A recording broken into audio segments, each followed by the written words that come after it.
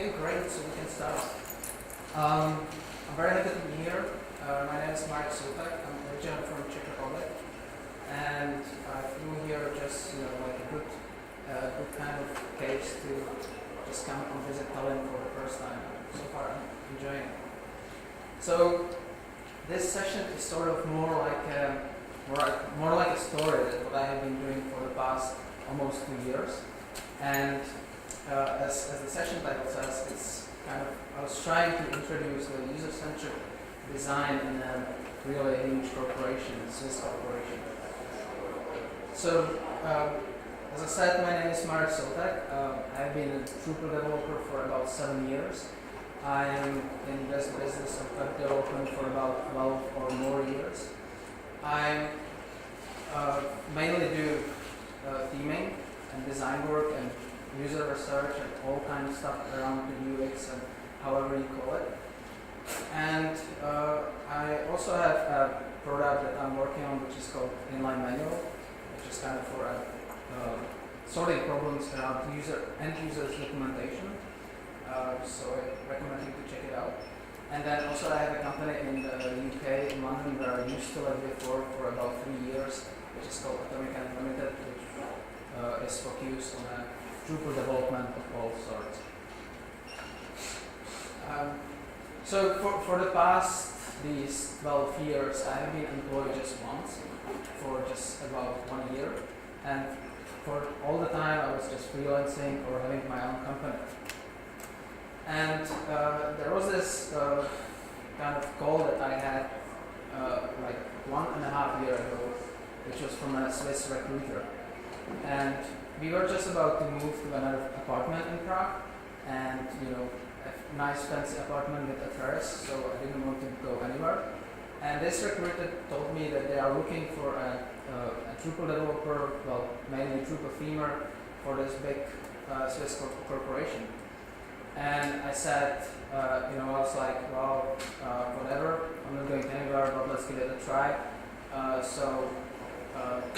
Sometimes it's kind of like interesting when you really don't care about stuff and you give different perspective on that. So let's say I said a really different salary than I normally have, which is really overrated. And then as well, my friends were just advising me to not to go there because Swiss, especially banks, are quite rigid, and all these kind of processes there are not really flexible, agile, not even that. And but I still kind of thought, well, I never had this real enterprise experience, so it might be interesting. So I said to this recruiter, okay, here are my conditions, which were really set high, and I said it that if they don't accept it, I will have to be happy for that, for whatever I will have. And so they kind of called again, asking for an interview. So I said, okay, well, I was saying just, well, I'm going to do just the theming. I made it for myself really easy because I didn't want to joke. And I said only just few little things that I will be doing. And after 2 days, they said, okay, they want me in. So then I flew over to the Basel, to Switzerland. So the first 5 months was about like finding out what the project is all about, and it's really it's not that easy to just get into something that is. I think that project was running for about 5 years already, and this period was kind of crucial to get to know before I started doing something which you will see later. So this project is a support portal for all the employees of this bank. And it's not for let's say if you have an online banking, it's not for you as an end user, as a client. But this is for our clients were the internal employees that were looking for how to advise clients and stuff like that. So it was quite kind of high profile, I would say, website internal that was visited quite often. And it was all about the self-help. So self-help, I guess you all know what it is, but in case it's that the users are actually trying to help themselves find their own answers, let's say there might be a forum, so people are actually discussing some issues and stuff like that. And it actually helps to decrease raise tickets, so it decreases the support over the phone and the costs over the phone. So during this phase, the first observation was obviously that it really is a rigid structure, like everyone was saying. There is nothing that can be called agile because there are people that actually, this was like kind of first experience that I came to someone and they were saying, well, I'm working here for about 15 years, and it's like kind of something I didn't imagine before, that I met someone that is working in a company for more than 15 years. And you can see these people that how they became really rigid, and because there is not much innovation going on, and they are there to really just please the people about, because these managers there actually requires the job to be done. And it seemed like all of the people from my team, which were about like 30 people, they were all on this level where they didn't really put much effort into bringing something new into the project, because they didn't have to. They had to just work for 8.4 hours a day, and that was it. So another thing that was kind of interesting was that there were monthly release cycles, which ended up being like a half-year cycle because there were dependencies on other softwares, and it's kind of another interesting part of this enterprise where you have like, let's say, another 6 softwares, like huge enterprise software, or how it's called, but there's no difference. And then there was, for example, this case when we wanted to release something, and we had to wait for another release, which they said, okay, it's coming like in about next month, but it's been, I think, in December last year, and they didn't deliver yet. So you can imagine how it is like in this enterprise where you can't really rely on these releases. The bigger it gets, the more cumbersome it is. And they had this approach of, well, not really approach, but the problem there was another, that the managers actually knew, they knew that they knew what the user wants. So they weren't looking for anything, any research or whatsoever. They were always the right ones. And just to say something about this process where there were kind of like requirements coming into this, let's say if you were working on this portal, and the requirements were designed by a design team, and the design team was in 3 countries, the US, Switzerland, and Singapore. And they were, there's like only a little space in a time zone where they can all fit in together. So that was another kind of like a hard thing to manage with them, and just to get them together. And all these discussions and discussions. And most importantly, it was interesting that they looked at this portal as something really huge. Whereas I have been working on quite a big projects in the past, and this really looked to me like a smallish project, but it was interesting to see this importance, where everything needs to be signed off, everything needs to be kind of consolidated and see the risks and discussed in 20 people, and everyone had to give it a go. Yeah. Okay, so, and there's another thing that I kind of discovered, and I call it success-driven metrics. And that's where, let's say, one business analyst came to me and she asked me a question that, well, give me some statistics because I need to make proof that something is working there, which was like a forum discussions. And she said, I see here there's one discussion and there's another discussion. This one has 17 posts and the other has just 1 post. And these are kind of like communities. And she said, okay, well, there's 17 and that's 17 more than this one. The below that, it has only just 1. So if you make it like percentage, and then give it to the managers, they will be happy because, let's say, this community is working because it has 170% more success than the other one. So that's like how they kind of report back to the managers, and they think, okay, this is working, that's great. But then when I drilled into it, and it didn't take me like 5 minutes to just look at it, and which I got kind of a little bit curious about this when she came to me, and she I then drilled into the community itself, and then I found that 17 of these posts have, let's say, like 3 to 4 replies, and actually about 90% of that were the moderators talking. So you can imagine another kind of like, okay, well, there were, let's say, 5 users talking in this community, and that was a success, 170% success over the others. Just so you can imagine how stuff works. It as well wasn't really clear because, like I was saying, that these people on the same level in my team were kind of like just working and listening to managers. They were always like, if you ask them what's coming next, or what's the next step, what are you going to do next, they said, well, we don't know, the managers will decide, we don't know where this is heading or anything. They didn't care that much. So they were just following. So I was hired for just 3 months, but they extended it for another 6 months. And after in this extension of 6 months, after the four months, I looked back of what I was doing till then, and I saw kind of like, well, I'm just wasting my time.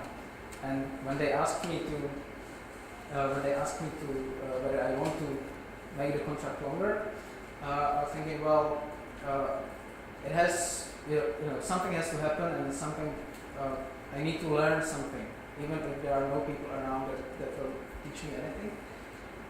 So I was thinking, like, okay, am I going to stay or not, and what should I do to make me happy about staying there again? So first, I tried to talk to other people. I tried to give them suggestions that we can improve. I also, because I was a little bit already frustrated from what was happening there, and I had still 2 months to be there. So I went to the people, I talked to them. Actually, they seemed to be happy that someone came to them and asked them, well, what are you working on, or what are you doing? Some people didn't know how to answer, but it's okay probably in this environment.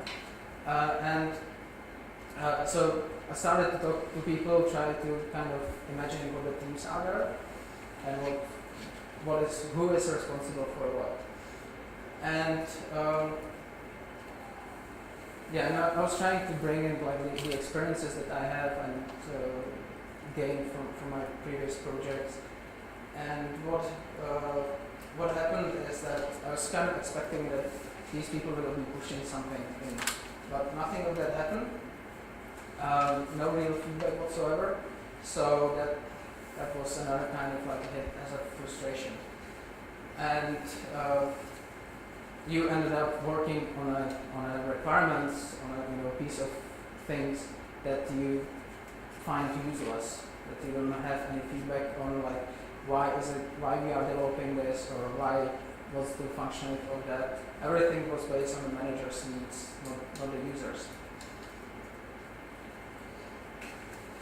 So that was the first month, the first attempt. So I still didn't tell them like whether I want to stay or not, so I gave it another month. And so I thought I would do another approach. So the second try was to kind of get the research going, or get some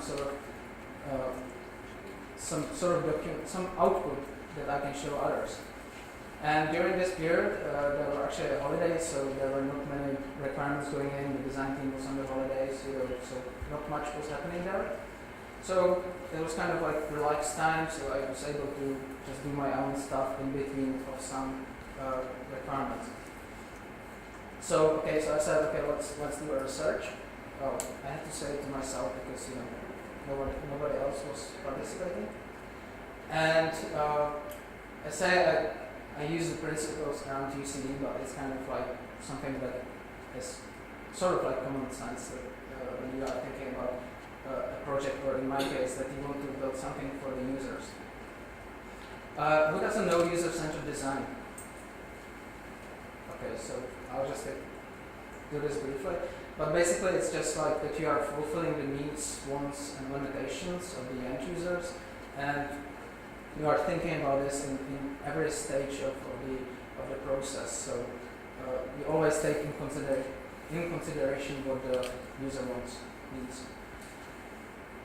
And then when you kind of design this system on these kind of basic principles, you should end up with a product that will be easy to use, friendly to use, and essentially, you can increase sales, conversions, and reach your business goals. The user perspectives that you can take into account are like needs and wants, goals, motivation, and triggers, and obstacles and limitations, and so on. But you can again extend it with your own stuff. Certainly, the UCD is not just that you have to do really what the user asks. Do you know this drill in the hole kind of story? No? So it's like, it's kind of a good example for this, that let's say a guy comes into a store and asks, or says to a salesman, and he says, I need a drill. In this case, like from what I have been talking about, the managers would say, there's the drill. Now you should be happy because you have the drill, that's what you have, what you wanted. But you don't know what drill, what do you need a drill for? So if the, let's say, salesman guy asks, so what do you need a drill for? You will say, let's say, for a hole. And then you continue asking the questions like, okay, so what kind of hole? How big should be the hole? And stuff like that. And you end up end up with that the guy who wanted this drill came here because he wants a hole, not the drill. So he only knows that he can use probably a drill, but he wants the hole, not the drill. The disciplines, again, this is just information architecture, interaction design, and all these kind of sort of things can be part of this UCD disciplines. And the process itself goes through like research, where you are researching what you are going to research, what you are using, let's say, analytics. Then you go through the concept, which could be wireframes, these simple things. Design, you can create, let's say, a low fidelity prototype. And then you have the evaluation, which you then, let's say, test with the users. You have, let's say, you can sit next to the user, test it, or ask people around, and stuff like that. I also tend to add to it, just to make the process full, to deploy and learn.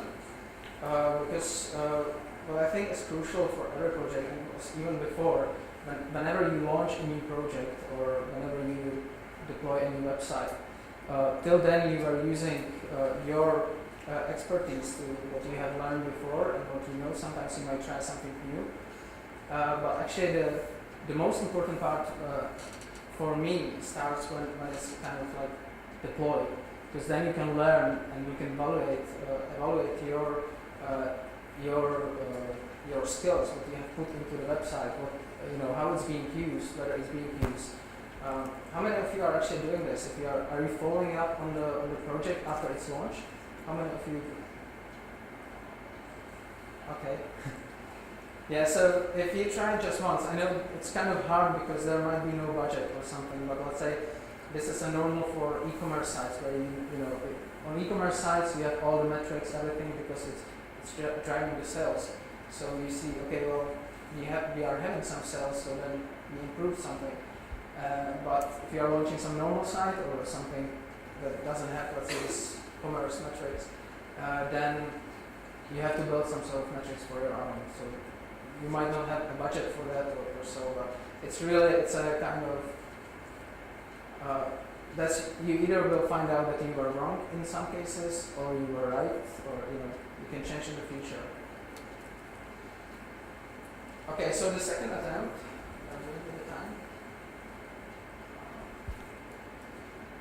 Okay, so I started the research, and when you start the research, it's kind of hard without knowing the project to start research or starting research. Where do you want to research? Where do you want to start? The first thing I wanted to do is just to start simple, and like I told you about this team and the people, how they were behaving and what they were doing. I actually wanted just to take a little piece of that portal and show that something is not working or it is working. Show the metrics. Show a small kind of research that would show them that there is something behind, something more than just assumptions that they have. And the only thing I had was the access log. There were no analytics or whatsoever. So it's access log from the server. The actual hits, like if someone clicks, it will be logged. So based on that, and I didn't have even the possibility to talk to the end users. This is something I have built. It's based on the D3.js library, but it's really just a starting point because they didn't have this kind of metrics whatsoever. So I just do the access log, extracted the paths, and then created some sort of like a bundle. So we can see here that how many people are visiting the home, how many people from that are visiting, let's say, the index or other parts like the search. And it was all kind of like interactive. So they were, when they clicked one circle, it would expand the other one. And you can imagine, managers were like, "Wow, that's great. We have a tool now. I use just one export." And as well, I created, it's not very well clear here, but sort of like a user flows. It's quite small. But these are essentially the pages, the visits, pages, and it shows what the users are actually doing, what is the user flow. So let's say from here, users are going there, from there, they are going there, from there, there. And these red lines, that's like that they are returning somewhere else. So let's say if they finish here, something this amount is going back somewhere. Yeah. This was all interactive, so they were able to highlight stuff and see really the flow. So that was something just to, it's not really much usable, or, well, it's nice to see a visually what users are doing there, really. But it's not of a much value. Okay, so I choose to research the search because I thought, well, research is one of the main parts of the self-help portal that people need to find the search, the solutions they are looking for to their problems. And I picked this because I thought, well, I can pick anything because I knew that it's not working, so that was quite easy. And there's a little bit of an appeal that, for example, within Drupal, what I have seen in the experience, probably this is only the first and the last one mentioned in Drupal here, that we take things that are coming from the Drupal, whatever you take from somewhere, as granted that they are working. So sometimes, let's say we take, okay, well, there's a built-in search functionality in Drupal. The search box is looking like this, so I'm going to leave it like that. So no effort spending like trying to find out whether it's working or not. And there are so many little pieces in this. Let's say when you launch a Drupal website, I see so many like default elements coming from the Drupal, and no effort was given to kind of improve that. So the search, this is how it looks like, or how it looked like as an initial what they had, and that's just a search box. And yeah, you can see there are some sort of like title, some placeholder for the text, and a search button, and a nice space. And before I did this research, I set my own goals. Like I said, I want to show the team that there is some more to just, listening to some users, not all of them, or managers. And I want to showcase some research approaches that we can do. This time that was only the access log. And as well, I wanted to make the search be more usable and more and used more often on the overall statistics. And as well, which was a high goal, was to make the UCD as part of the one of the processes. Because before then, there is only like a design team designs the requirements, they sign it off, it's built, it's tested, it's deployed. Nothing more. So there's no learning, nothing. Okay, so and one of the goals as well was to deliver a presentation, so there is some sort of output that they can go through. And I also had to make sure, because all the people are getting all these, because these people like to create presentations and slides and PowerPoints.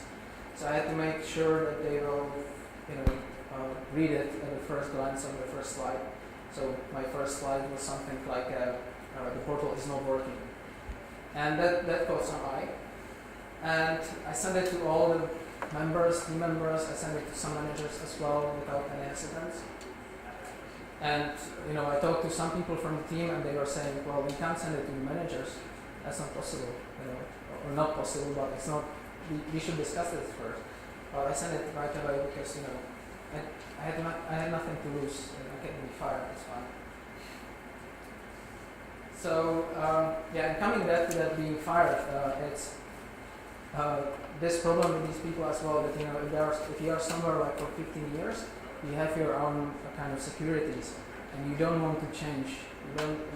You are afraid to say something that might put you in a position that you might be considered to get away, especially in these times where this bank was actually at that time. I think they fired about 30,000 people, so it was a bit tricky. But that's something that blocks the innovation.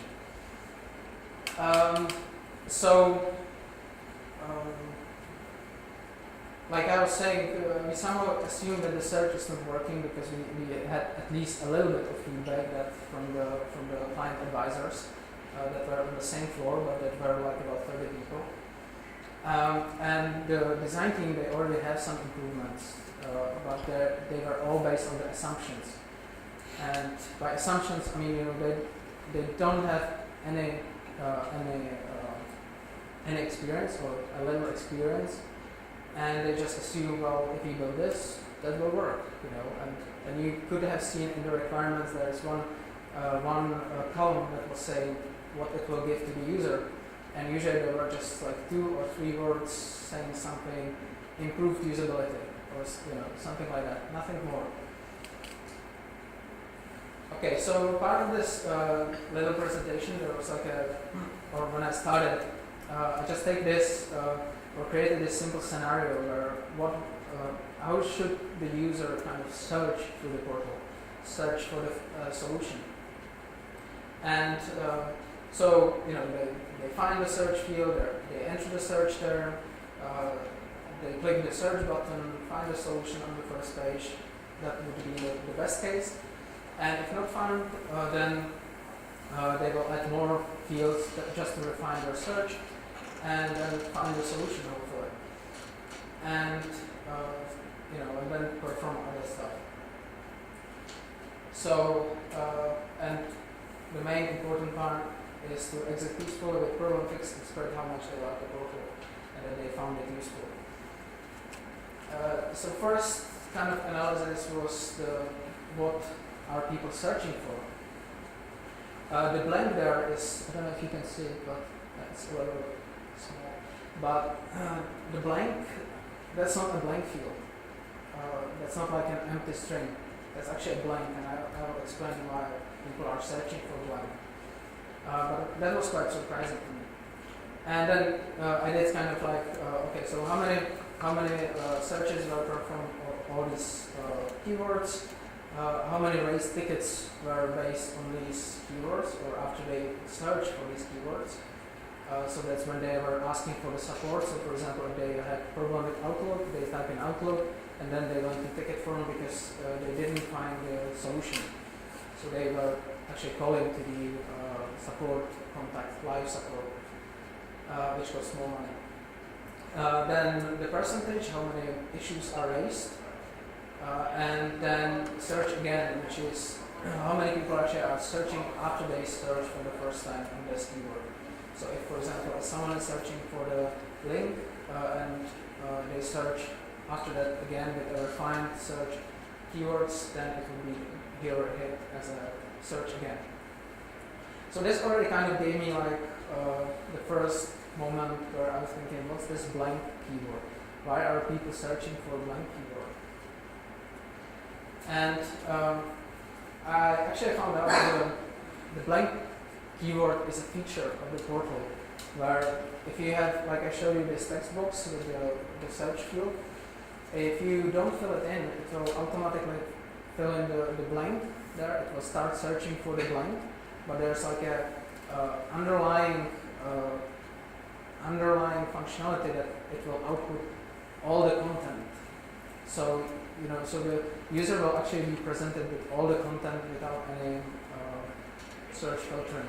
So it was kind of a different view of the content. So it was listing all the content on the site, right? And so to me, okay, I was thinking, alright, they thought that it will be easier for the user to navigate through the portal, because then you have when you do this sort of like a search, you have let's say on the right hand side you have the filters that you can filter by. So you can have like a filter by topic, filter by language. So you can drill down through the content and find what you want. But there are like, if you imagine that there are like about 2,000 topics, then you have really long blocks of filters. So I was thinking, okay, so let's check whether this functionality is working. And so that's basically the filters. They are being used. And again, having just the access log, I found out, okay, the starting page is the first one, this one, just a URL. And the other one is with the filters that it has some content other than undefined. And I wanted to know how are people kind of getting to the search blank page, because it's, I was thinking that if the behavior is like they explain, or is how it should have been working, that people are actually looking for this blank page to search through the content, you will get many referrals back. So that it will be like from any website, any part of the website. But the result was actually, what I did afterwards was that again I grouped all these kind of URL aliases like we have in the Drupal node 1, 2, 3, 4, 5. So I grouped it into node and calculated how many of these were. And I found that the most blank keywords were from home. So that means, I'll explain after. Then the search, from the search page, 510,000 people, 510 people. And from referral, that's like from other site, that was linked from another page, let's say intranet page, and so on. But this is quite surprising for me because, we'll see. So coming from the home, 1,100 search results. There is a clear problem, and why there is a problem? It's because it means that people who are coming to the portal itself, they are instantly clicking search without typing anything in there. that will result in a search for the blank keyword with this blank text in there. So that shouldn't happen. And coming from the search, that's another problem, because why would they, that's not even possible, because when you look for the search, or when you use the search, you have already the search field pre-filled with your previous text. So it shouldn't happen that you again end up with the blank. And third was the refer, that there are so many referrals, and these were just wrong links from the intranet. So afterwards, after these three little things, just finding these things, we are still looking whether the filters are working, and we end up doing this or finding these issues. And there are only 20 appearances, and I think that was from 10,000 searches where people were using the actual filters. So the blank page itself, where you have all the filters and you can browse the portal in an easy way through all the topics, clearly doesn't work. So that's or it doesn't work as it was designed. And so what did we just achieve with just a simple looking at these logs? We were able to identify quite a lot of kind of like major problems, which were these three. The search box might be confusing, and that's also because that's my assumption here, but the search box itself, the submit button was used, there was like a green button used, and the green was used for the links or linked buttons without any search field or without any field. So people were, they might be thinking if they click search, they will get to the search page and then they can search.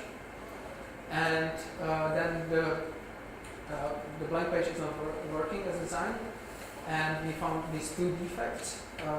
One is that the search, what actually is happening on the search page, why it was there like as well the blank page.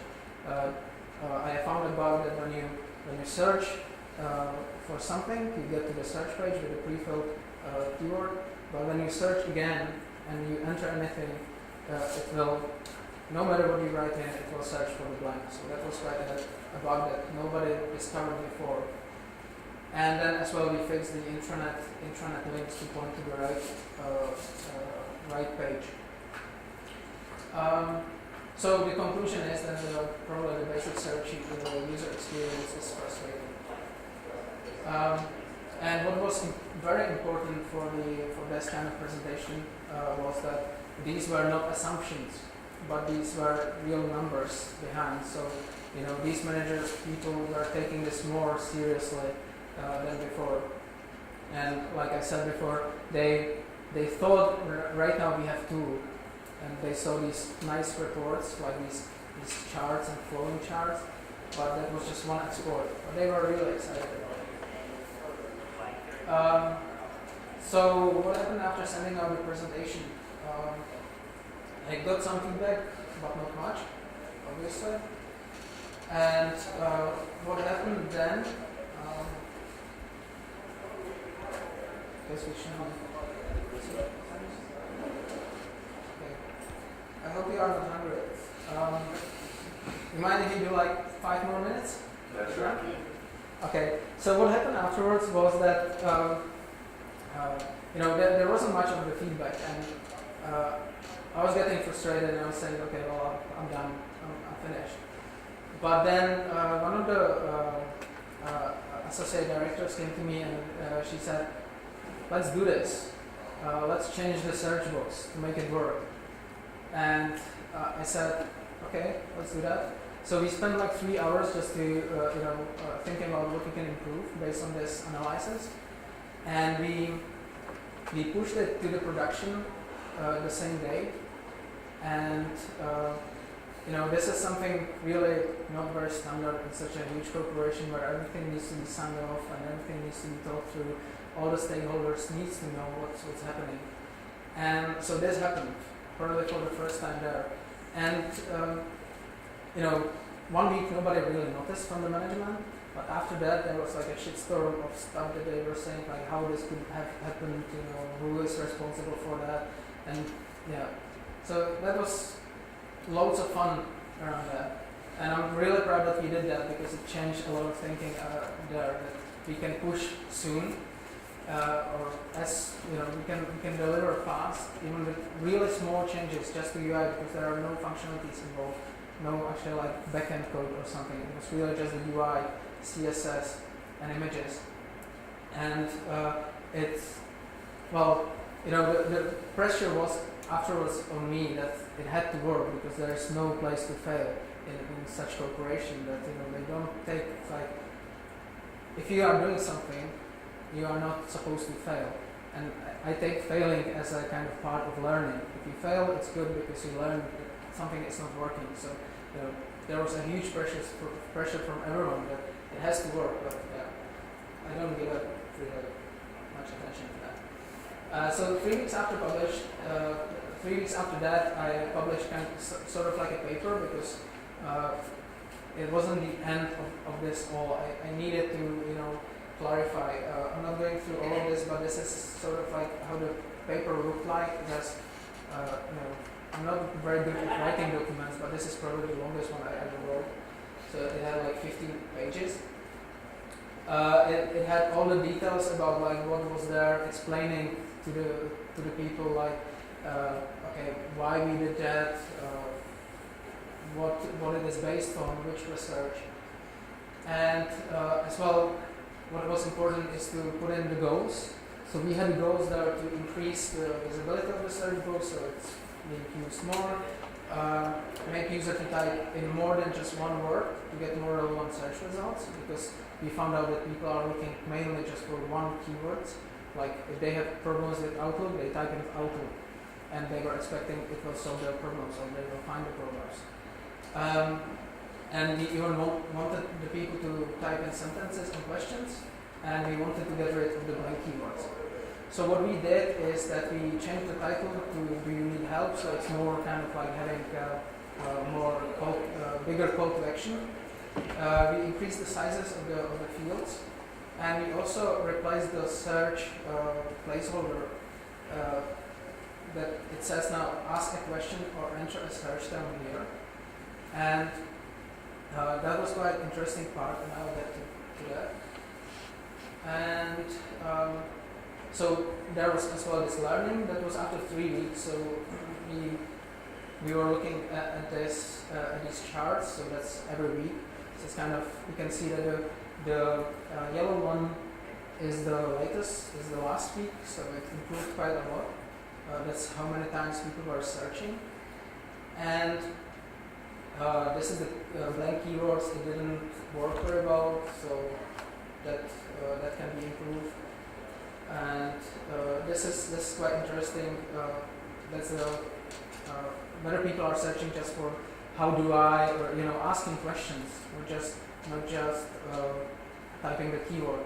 And that's one interesting catch was that few people, and as well the managers, they were asking. Few of these managers were asking.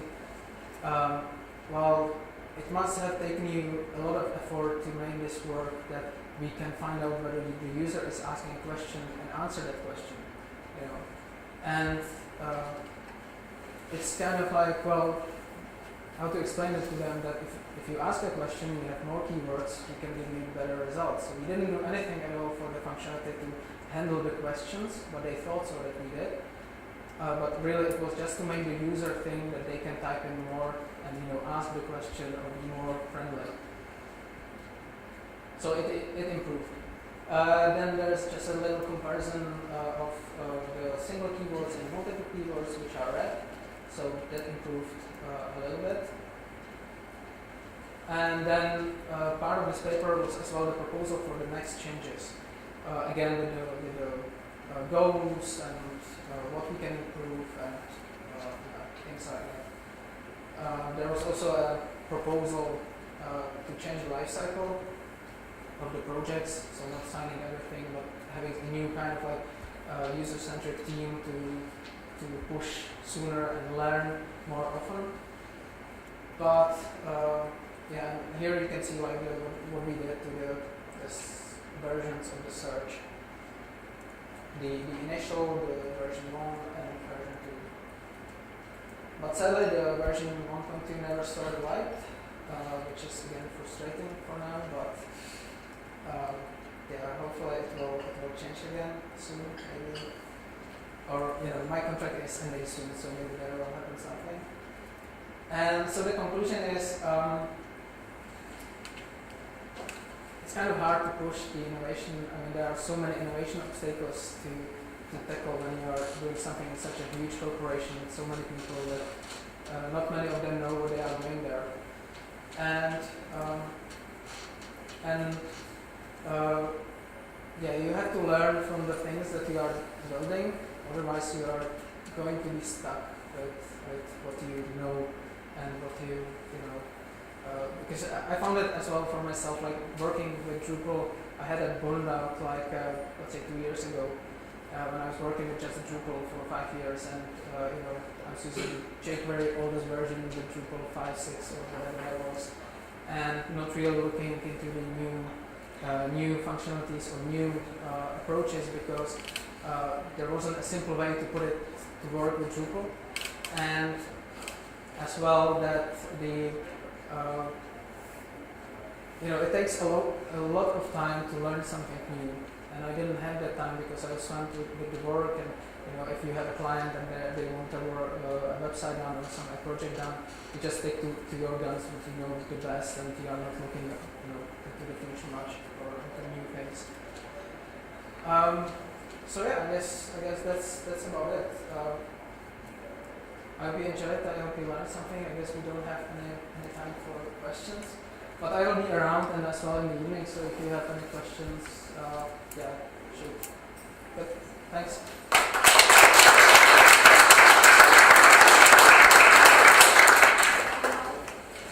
Before we go to the lunch, let's take a group photo right now downstairs at lobbies, okay?